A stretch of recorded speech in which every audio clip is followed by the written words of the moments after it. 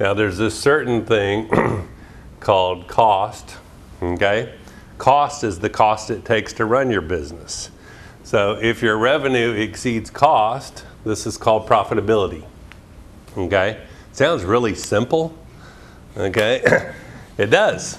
It's like, of course I know that. It's like, yeah, but what happens is when we get ourselves in a situation where our cost is up here and our revenue's here, that's called a deficit, okay?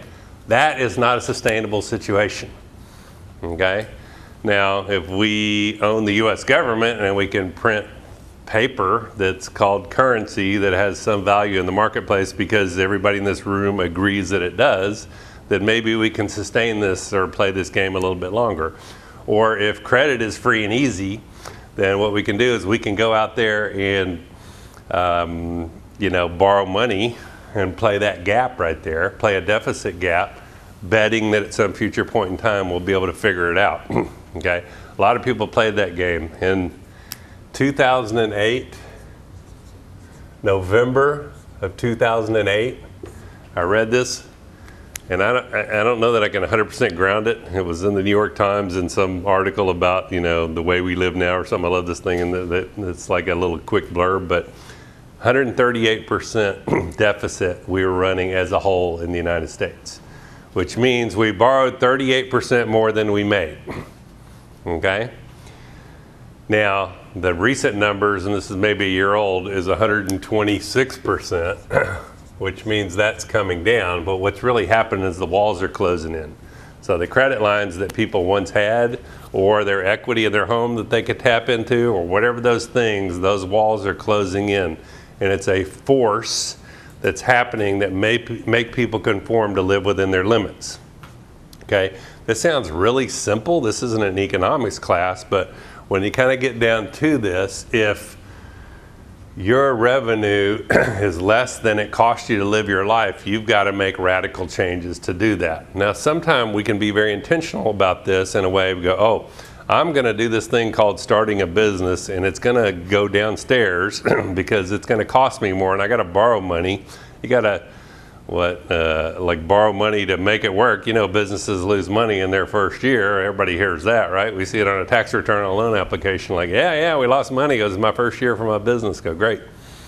I understand that, but that's not a sustainable situation. So I say all that to say that when we're in this situation, we have to be very careful where these costs are in relation to where our revenue is. Now, sometimes we don't know what our costs are.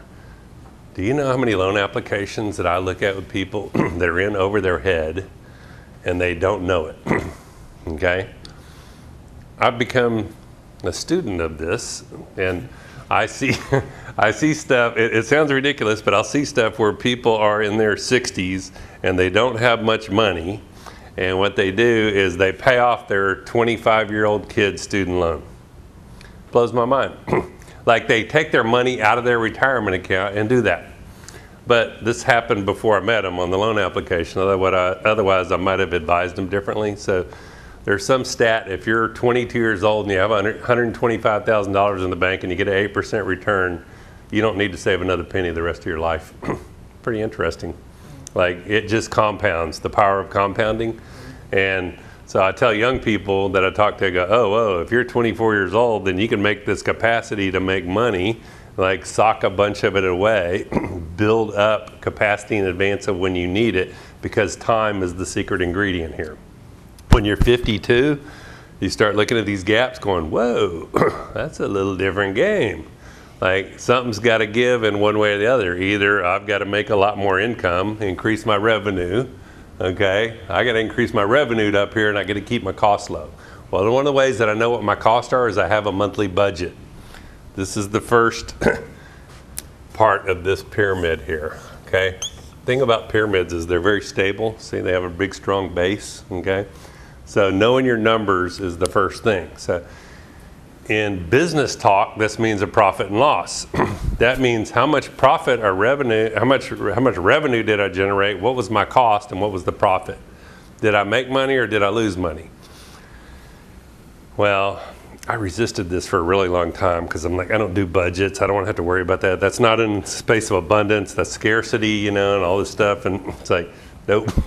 You got to actually know what the number is. So if you sit down and you get really honest with yourself, you're going, okay, how much does it cost me to live my life? Take it out of business into you Inc. You Inc. is you. Okay, what's it cost me to run my life? And some people know their number like immediately because they look at that all the time, and other people go, well, you know, it's like $5,000 a month. Go, really? That's your common sense tricking you. That's what that is. It's tricking you because it's lying to you, because we're animals that lie to ourselves, because we can make up stories, you know.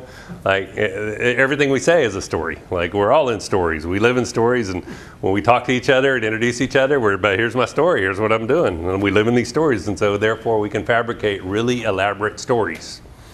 And when we do that, we lie to ourselves so that people don't really know what their survival number is, then they make it up. That's what people do. And when they do that, it's usually underestimated. Somewhere, by my experiment with the salespeople that I worked with in this organization, the realtors that we've trained, and we have a full day class on this, but what I see is it's 30 to 40% lower than what the real number is.